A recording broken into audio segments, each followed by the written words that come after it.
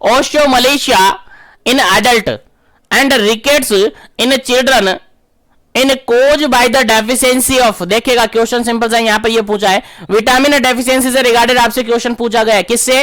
Vitamin deficiency से regarded आपसे question पूछा गया है कि अडल्ट की अगर बात करें तो अडल्ट के अंदर ओस्टियोमलेशिया होता है, अडल्ट के अंदर ओस्टियोमलेशिया होता है, और चिल्ड्रन की अगर बात करें तो चिल्ड्रन के अंदर होता है आपका रिकेट्स। तो ये किस विटामिन की डेफिशिएंसी के कारण से देखने को मिलता है? आंसर आपको देखना था। ऑप्शन यहां पर देखिएगा, पहला ऑप्शन है ए ऑप्शन है यहां पर विटामिन सी, बी ऑप्शन है यहां पर विटामिन डी, सी ऑप्शन है यहां पर विटामिन ए, और डी ऑप्शन है यहां पर विटामिन ई। चलिएगा आंसर आपको देना है, किस विटामिन की डेफिशिएंसी से रिकेट्स और ओस्टियोमलेशिया देखने को मिलता है?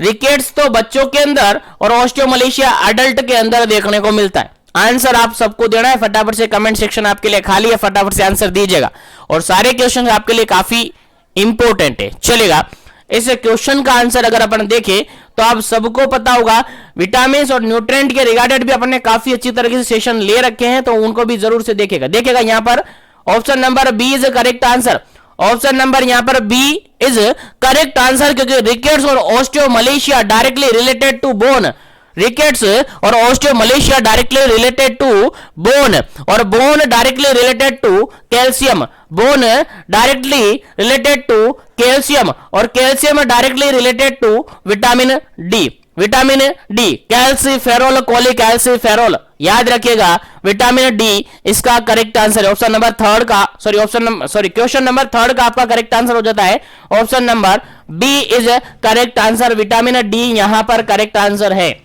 ठीक है, तो बोन से रिगार्डेड है, दोनों ही बोन से रिगार्डेड, ओस्टियोमलेशिया और रिकेट्स दोनों ही बोन से रिगार्डेड है, और बोन डायरेक्टली रिलेटेड होती है किससे?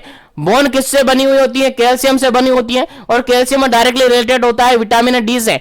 विटामिन डी का केमिकल नेम अपन जनरली याद रखना है, कैल्सीफेरोल होता है, कोलिकैल्सीफेरोल होता है, जो कि आपको याद रखना है। इसका नेचुरल सोर्स आपसे एग्जाम में पूछा जा सकता है, नेचुरल सोर्स आपसे एग्जाम में पूछा जा सकता है, तो सन वेव जो होती है, सूर्य की किरणें जो होती हैं, सन रेज जो होती है, वो यहां पर नेचुरल सोर्स माना जाता है। याद रखेगा, भूलना नहीं है, काफी इंपॉर्टेंट क्वेश्चन है।